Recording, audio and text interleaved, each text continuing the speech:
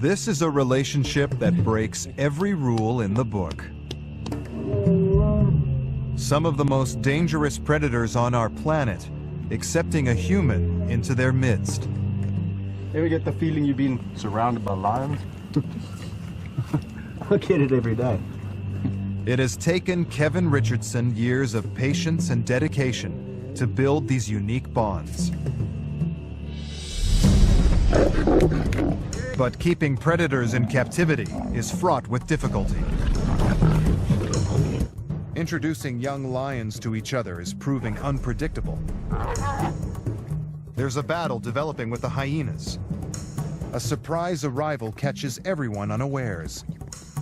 And Kevin faces a race against time to save the animals and the sanctuary where they live.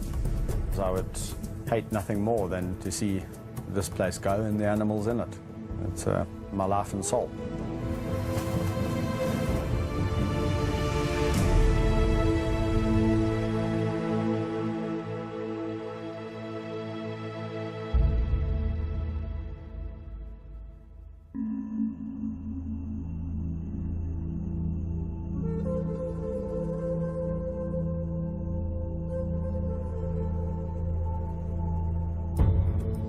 This is the kingdom of the white lion, a 1,730-acre private wildlife sanctuary run by Kevin Richardson. It's home to some of Africa's most dangerous and rarest predators. Black leopards, hyenas, and lions. And this is one of the largest and most impressive prides in the park, the big kings.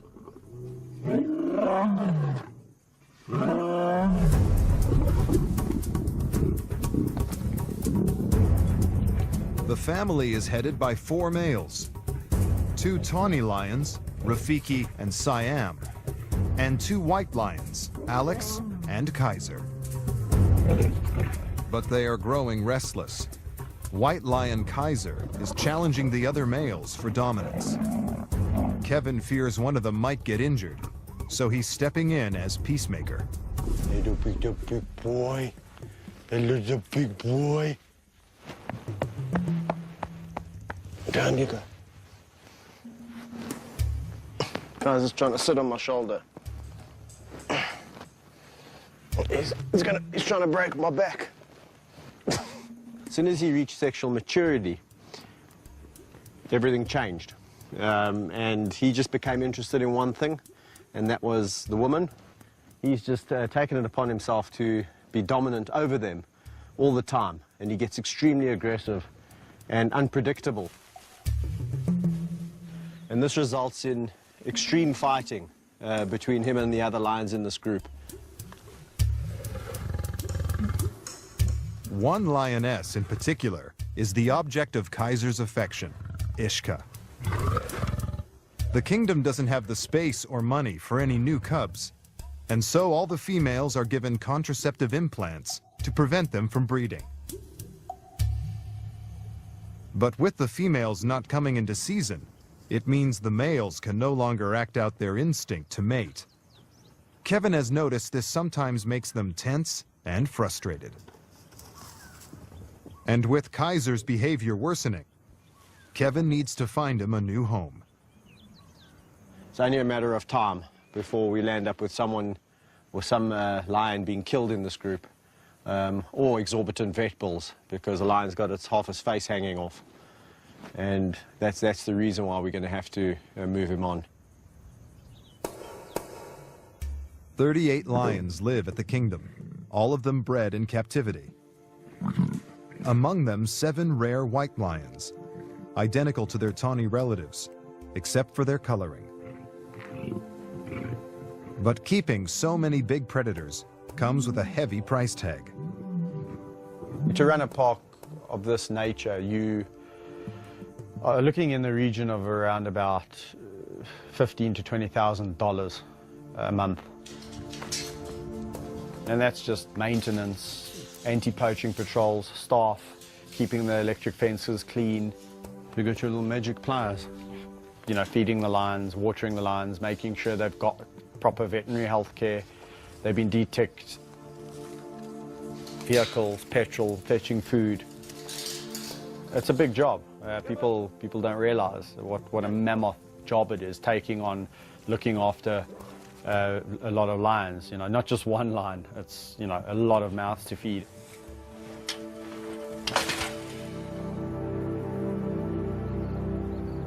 Kevin helped set up the kingdom in 2005 to house the production of a fictional movie following the story of a white lion.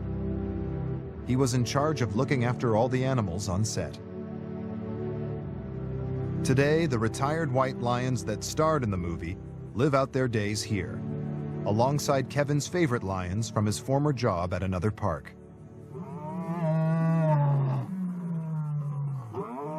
The investor behind the movie also funds the kingdom.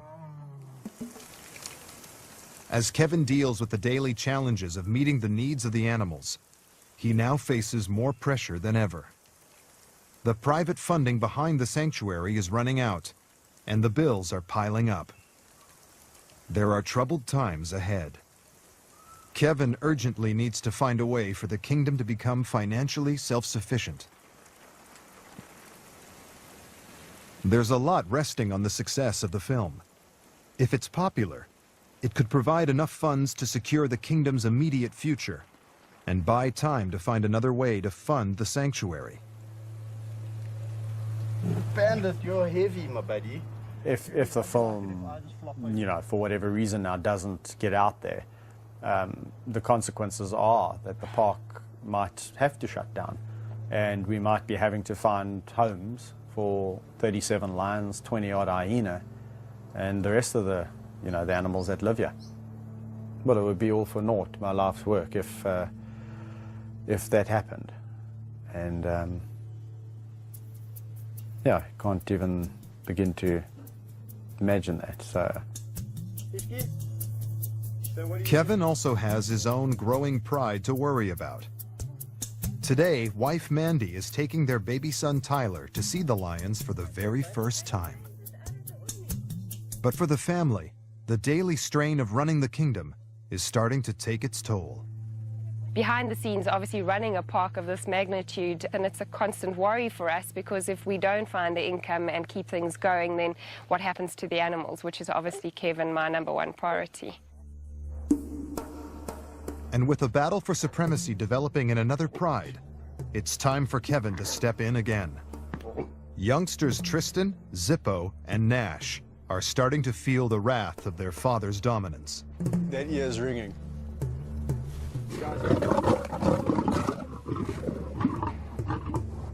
They're approaching the age when, in the wild, they would leave the pride and form one of their own. Kevin needs to intervene before one of them is injured. He has decided to remove them and form a new pride with another group of youngsters: Bobcat, Bandit, and Gabby. If the introduction works, it means there will be less risk of fighting. Today's a real big day. We've got Tristan and Zippo and Nash finally leaving the nest and coming to reside with Bobcat and Bandit's group. So it's a momentous day. We've been doing this over a couple of weeks now, and everything's looking good. I just don't know. This is the interesting thing about doing this kind of thing. You never know. You can do it 10 times and it can go one way, and then you get the 11th time it does a completely different thing.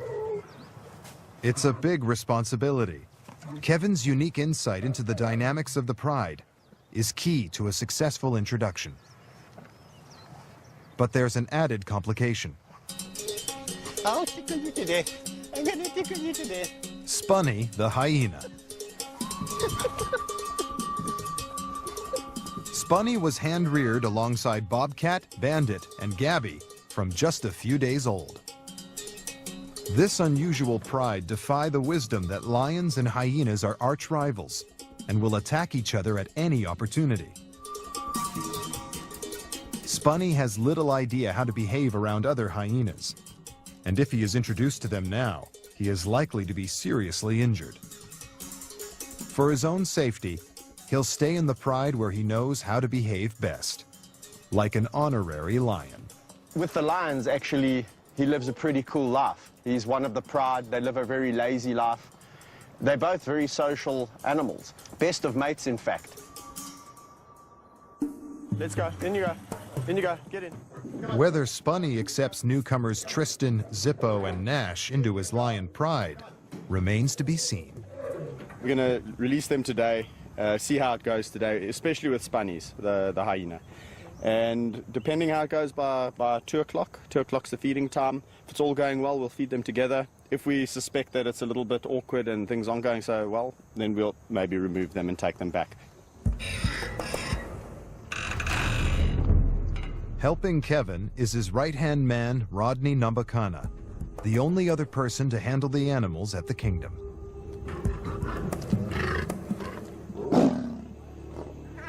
Young lions are notoriously unpredictable. As they sort out their new hierarchy, nervous tension can easily turn to aggression. When they fight like that, and I mean, it makes a lot of noise, and to a human being it seems very scary. But to lions with their thick skin and all of that, just a wah, wah, wah, wah, wah, they immediately are showing who's more dominant than the next. With one group deciding to lay low, for now, it's a stalemate. Bobcat, Bandit, and Gabby seize the chance to take sides with Kevin. So at the moment, we're in a bit of a apartheid situation where we've got this group, including Spunnies. Spunnies is on the periphery, and myself, and the 3 newcomers, and it's segregation. But it's gone really well. I'm really happy about it. There's been a little bit of nose touching and that kind of interaction. No aggression from either side. The 2 groups soon banish their initial nerves and start to make friends. That's fantastic. As they settle, it's Spunny's turn to find his place in the pride and join in the fun. Hyena wins. But the new pride still has to pass the biggest test of all. It's time for them to share their first meal. And with excitement running high, no one knows how to go around.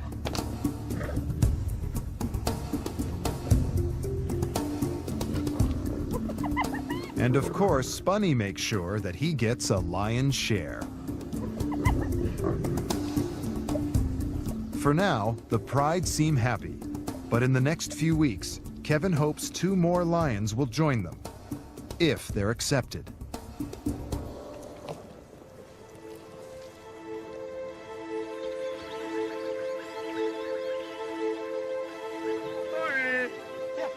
With the new pride settled, Kevin turns his attention to another problem. Thor is one of the lead stars in the White Lion movie. But with Thor's acting days behind him, Kevin is now facing a dilemma.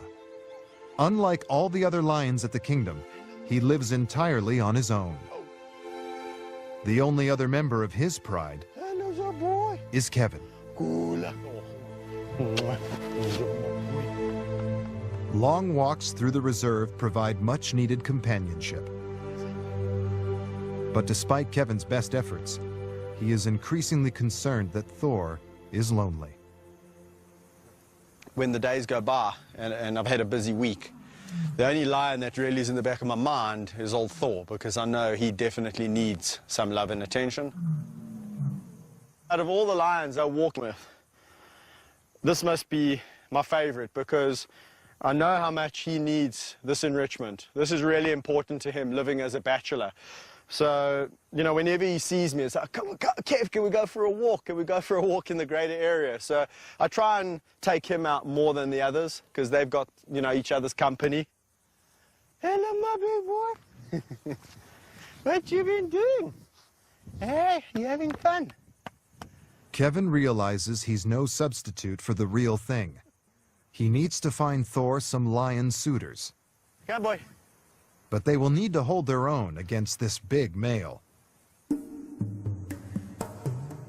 Only 2 lionesses at the kingdom could fit the bill.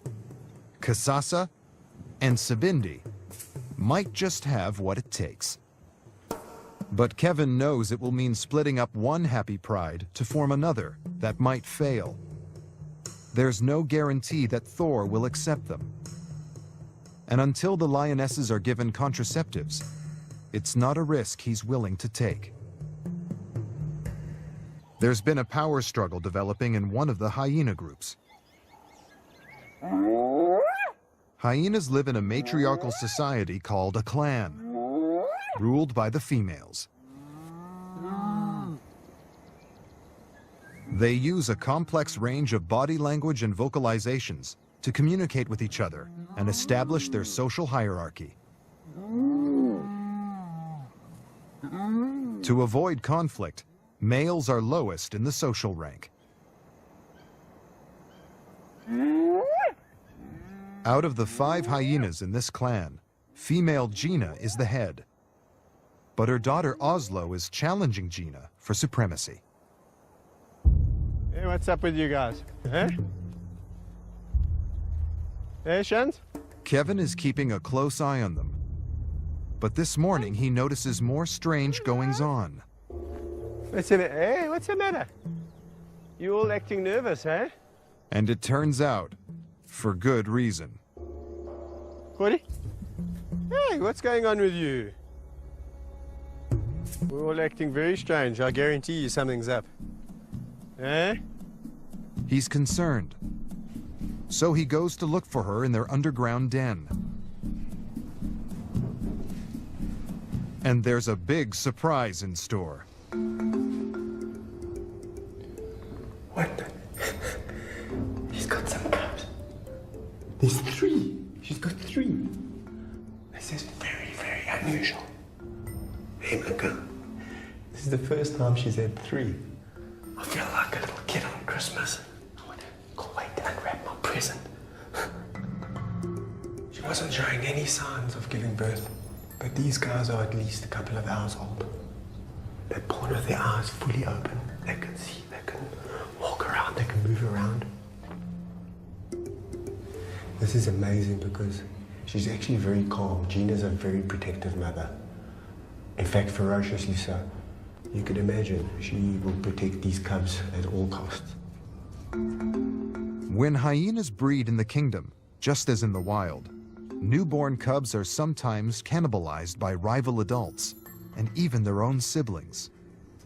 If this happens, surviving orphans are removed to the kingdom's nursery for safety. Kevin will need to keep a close eye on the clan. Turned out to be an awesome day.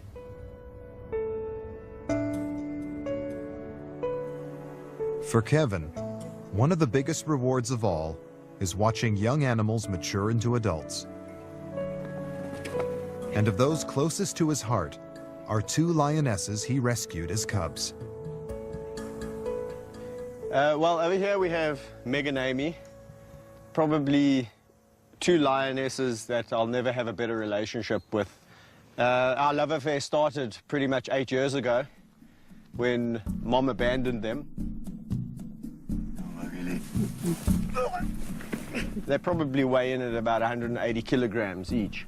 But their characters are so different. Although they've had the same upbringing, the same input, the same amount of love, the same amount of discipline, Amy is a little bit more reserved, sometimes can be petulant. Meg, on the other hand, is just the most boisterous, outgoing, fun-loving lioness you'll ever come across. And that's why I can go swimming in the river with her. She's just full of confidence. If I go in the river, she wants to go in the river. Lions will usually try to avoid going in the water whenever they can. Meg's behavior challenges convention. This seems to be a sign of her extraordinary confidence in Kevin. A big adult lioness coming up, rubbing her head on your face, feeling her tongue. It's like 80-grade sandpaper doing this. You can't stop them from doing it because it's their way of showing affection. So you've just got to endure the pain, and I tell you something, it's really worth it. Kevin has worked with big cats for over 12 years. But he has faced criticism. Some people believe he is taking too big a risk with his own life. Yeah, I get criticized all the time for the way I interact with the lions. You know, a lot of people say, do you really need to interact with them that intensely? And, you know, it's the only way I really know. Kevin has devoted his life to most of these lions since they were cubs. He believes this is key to the success of his approach. By immersing himself in their lives, he can recognize their individual moods, what they like, what they hate, and where their boundaries lie. He refuses to interact with any lions he doesn't know. So Meg and Amy are just those two unique individuals that I can do this kind of thing with quite freely, and truly if I fell asleep in this enclosure, I honestly can say I fear not that they would jump on me and try and eat me while I'm sleeping.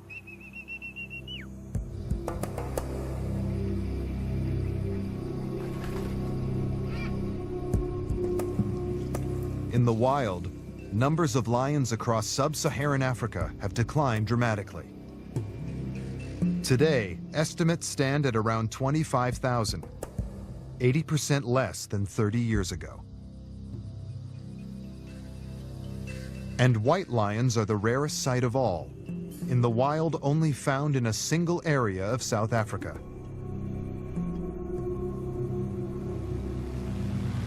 Kevin has been invited to discover just why white lion numbers in their natural environment are facing such a battle for survival.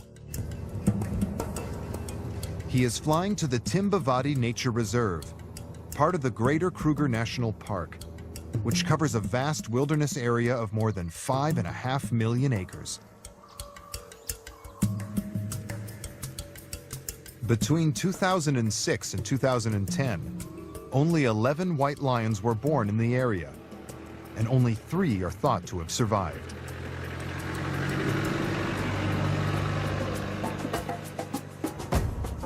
Kevin has joined Ranger Patrick O'Brien and tracker Albert Ubisi to try and find them. For the last 3 months, they've been lucky enough to have regular sightings of the white lions near to their safari camp. They are keeping a close eye out for fresh tracks and spoor. Slide tracks, let's go that way. And they're in luck.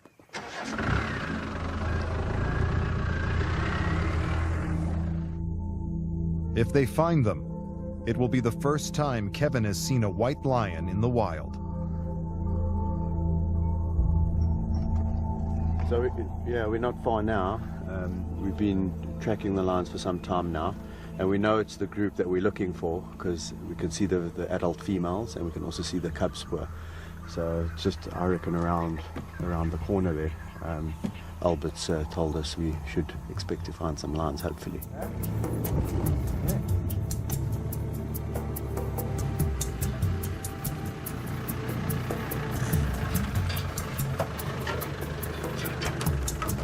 And a short while later, Kevin is rewarded with his first sighting of 2 of the rarest lions in the world. This is awesome, man.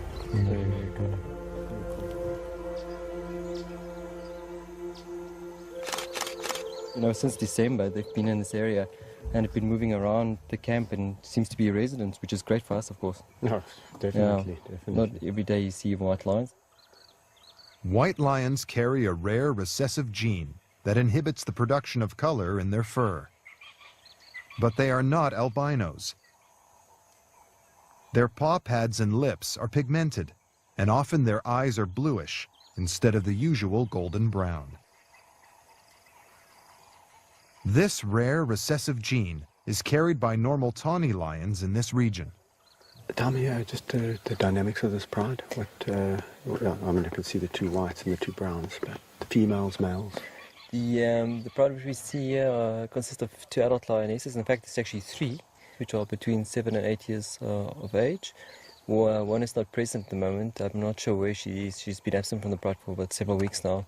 Sure. 4 cubs. Good condition, huh? Yeah, excellent.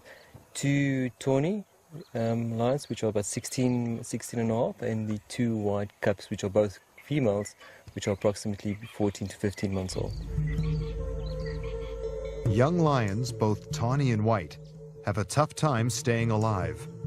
As many as 80% of them die before they reach the age of 2. One of the greatest threats to any youngster is when a dominant male takes over a new pride and tries to kill the offspring of the rival male.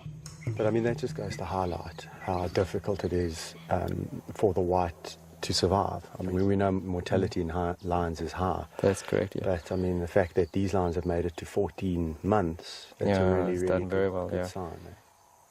Luckily for these girls, both are females, and of course that's very important for the old pride and for us, of course, which means that girls always stay in a pride, they never emigrate.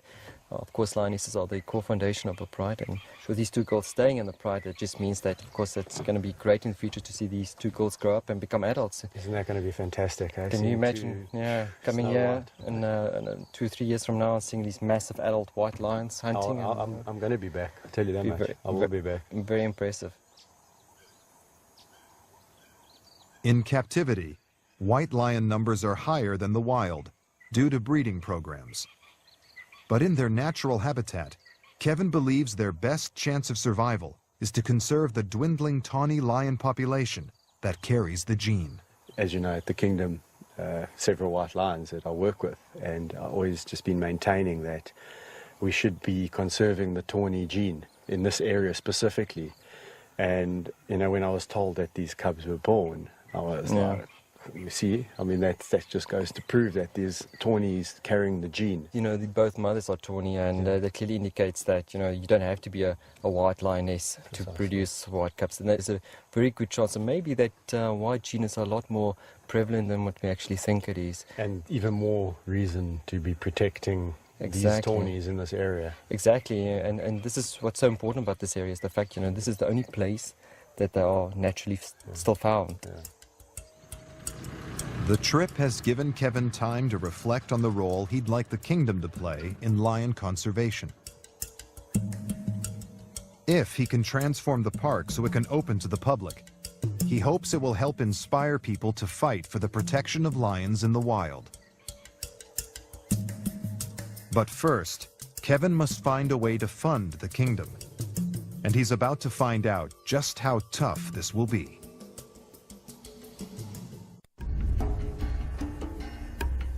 The premiere of the movie has finally arrived. As fearless as Kevin is with big cats, the glare of the spotlight is enough to rattle his nerves.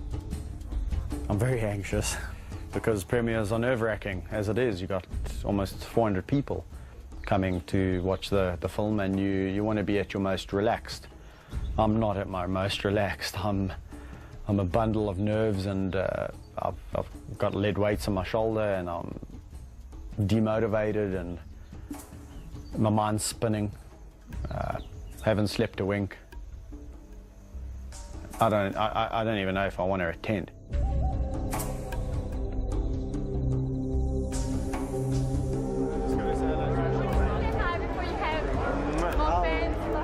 Despite his initial trepidation, Kevin puts on a brave face for the press. Well, it's tricky because when you're working with animals that can eat you... A foreign world to Kevin is a potential lifeline for the Kingdom. They're hoping if the film does well in South Africa, it could be released globally. I'm not joking. I mean, the film took 4 years to make. And believe you me, when a lion doesn't want to do something, he doesn't. And you better listen to him. You better listen to him.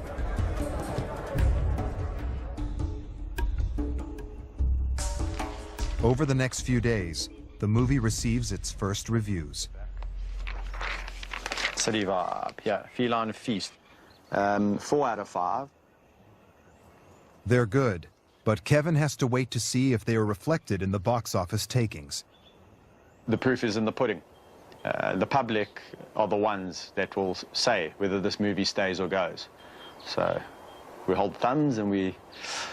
Nerve-wracking times. This weekend's going to be a little bit of an anxious wait, you know, to see what the numbers are. Back with the Big King's pride, Kevin is checking up on Kaiser. He's determined to find him a new home, to put an end to the trouble he has been causing among the other males. But he just can't find anywhere that wants to take him. A lion like Kaiser, obviously, we'd like to find him a really good home. So you've got to go into, you know, the details of who's this person, how long have they been involved with lions, do they have the right documentation, what's the facility like, What's his enclosure going to be like? Because he's really been used to a great life. It could take months to find Kaiser the kind of home where he will be safe for the rest of his days. In South Africa, unscrupulous overbreeding of lions by some parks and zoos means that there is no market for any surplus animals. Some of them even end up being sold for what are called canned lion hunts, in which they are released only to be shot by trophy hunters. For now, Kaiser is here to stay. With all the other enclosures at the kingdom full, there is nowhere else to put him. It's an anxious time. Kevin can only hope the big kings settle their differences, and soon.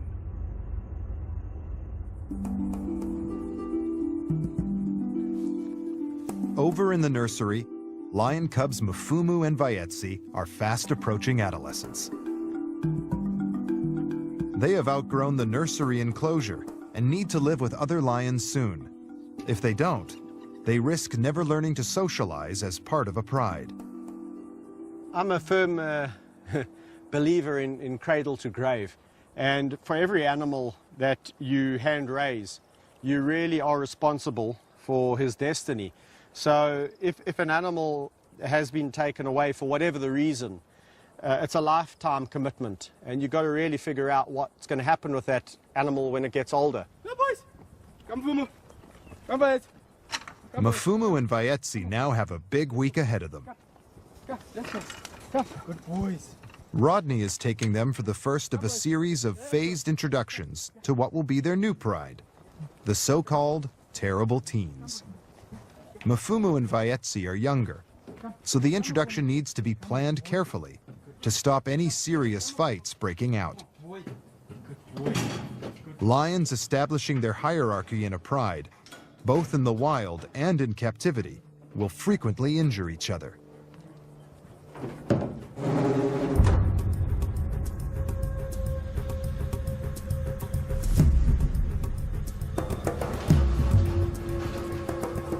Kevin is worried that the terrible teens may gang up on the young pair. So he's decided to split up the 6-strong pride into 2 groups of 3. First, he will introduce Mafumu and Vayetsi to Tristan, Zippo, and Nash. I'm a little bit apprehensive because these 3 are notoriously aggressive, especially when it comes to lions, other lions that they don't know. But they speak a different language to us, so maybe they'll know something that we don't. Maybe Mafumu and Vayetsi, being smaller and younger, will just submit. If that happens, it's fantastic. If it doesn't, we'll have to conjure up another plan. Hello, boys. Oh, hello, boys. Oh, look. Come look. Nicely. Who's that?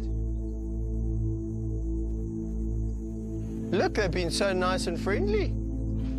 Despite Kevin's initial anxiety, the feisty young lions stay relaxed. This is much, much better than I expected. This is phenomenal. There was like almost some form of, acknowledgement that we know we are a little bit weaker than you guys, you 3, we 2, we younger. So it was really, really good. Some new friends. Oh, it is so tempting to release Mafumu and Vayetsi with this group because it's gone so well.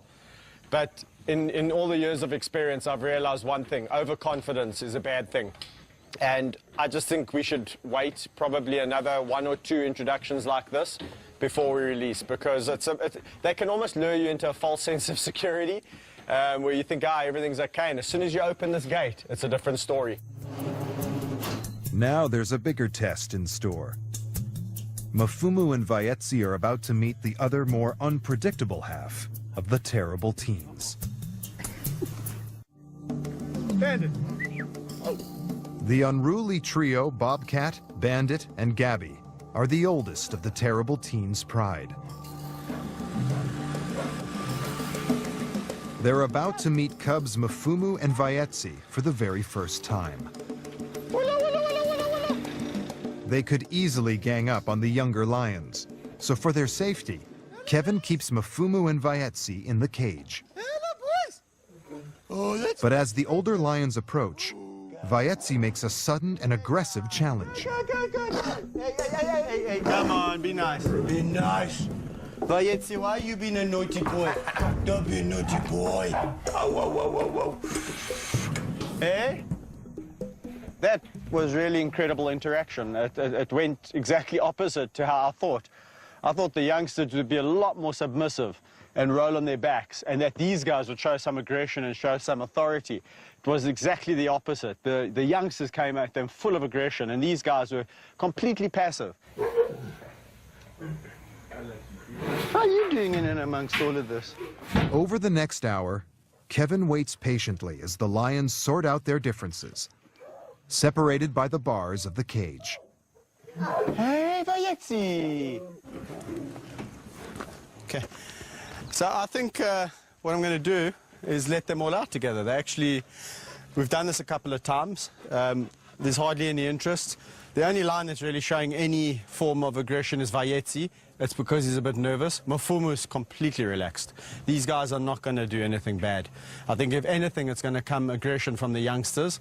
These guys might give a wah, wah, wah, and it's going to be all over. So I'm going to go and let them out. Be nice. Okay. But Vaetzi's initial bravado quickly fades, and he becomes submissive. Bobcat and Bandit seize the chance to gang up on the younger lion, and Kevin has no choice but to break up the fight with pepper spray. Stop. Stop.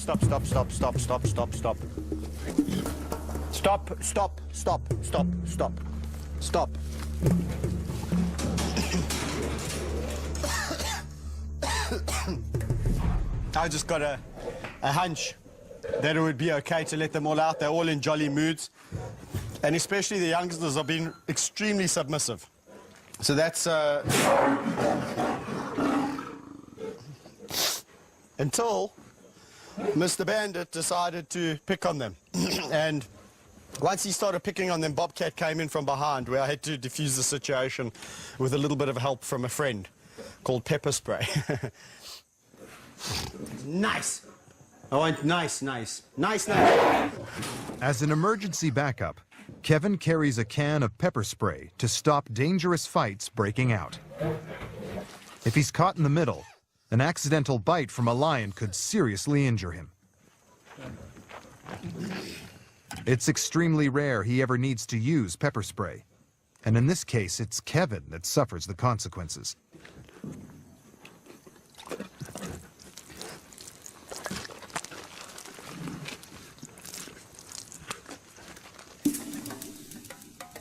With the introduction between Mafumu and Vaetzi and this half of the terrible teens a failure, it's back to the drawing board. The process is going to be far more complicated than Kevin had thought. In the meantime, Mafumu and Vaetzi will need to go back to live in the nursery. And this isn't the only conflict in the kingdom that Kevin needs to resolve.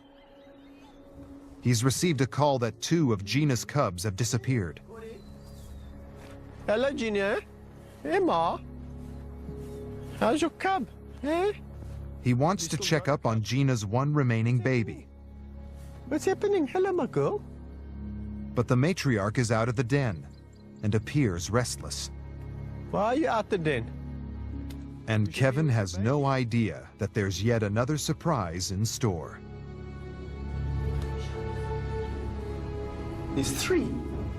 Hey, my girl. Hello, Gina. There's 3 hyenas. Hold on, I'm a bit confused, Joe. You're not going to believe this, Oslo. That must be her cubs. I didn't even know she was pregnant. Hey, hello, my girl. Hello, Gina. Hello. Gina's remaining cub is still alive, but her daughter Oslo has also taken up residence in the den and given birth to 2 more cubs. Kevin believes it's likely Oslo has killed and eaten her mother's cubs in a battle for superiority. But despite this, for now, Gina and Oslo seem to have settled their differences, hyena style. The fact that she's in the den and she's looking after the cubs, it looks like she's looking after the cubs, it's really good news. And the other thing that's really good news is that Gina and her were both in the den. There's no fighting, and all the cubs are doing well, so it's fantastic. With both mothers relaxed, Kevin hopes peace has finally been restored in the clan. But the truce doesn't last long. What's going on in here, guys? Eh? A few days later, 2 more cubs have disappeared from the hyena den, and Kevin is back to find them. My goodness, what's going on here? Eh? Matriarch Gina is avoiding the den again. Not a good sign. She seems a little bit calm and friendly, and that's a bit worrying, because if she had a cub, she would be a lot more cautious and protective. Gina's not the only one behaving strangely. What's up? Her daughter Oslo and male Shanzi are raising their tails, a clear sign of aggression towards Kevin.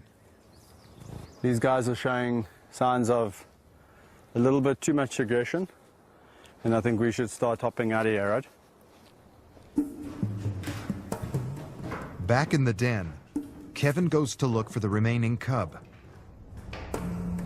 Let's just see if I can entice him down here. This is crazy.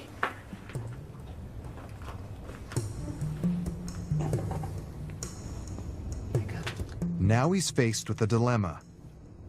Leave the cub under the care of its natural mother and hope he survives, or remove him.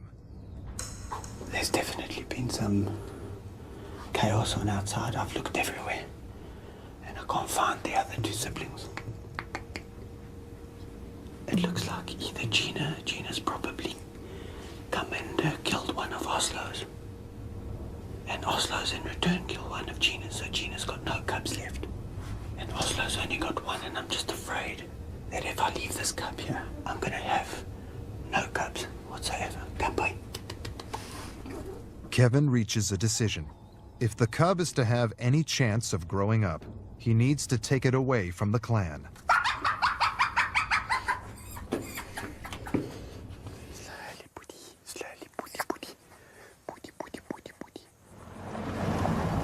The hard work of hand-raising the cub now begins. It's a 24/7 commitment. And with more mouths to feed, Kevin is eagerly awaiting news of the movie release.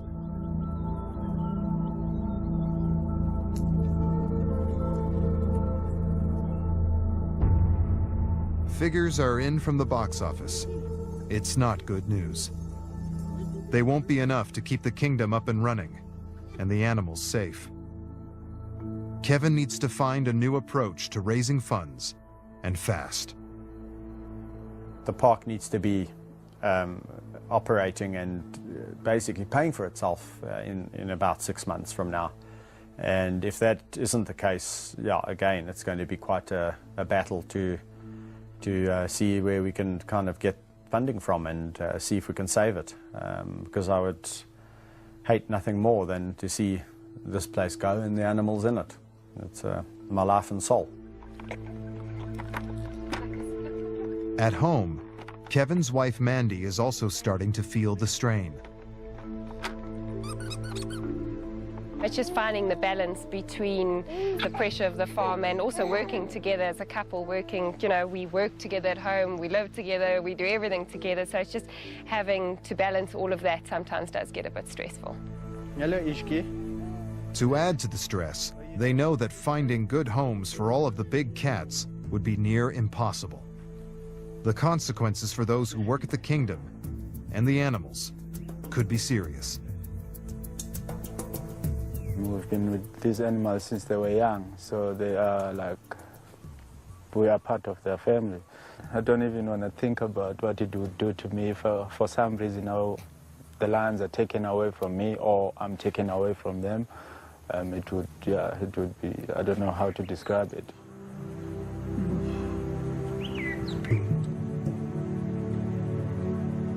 "12 years ago, I made a little pact with 2 lions called Town Napoleon, and the commitment was to really see them through to old age. And that's basically a lifetime commitment, and I'm not going to throw in the towel just because we've got a couple of financial issues. The next few weeks will be crucial. Time is running out for the kingdom of the white lion.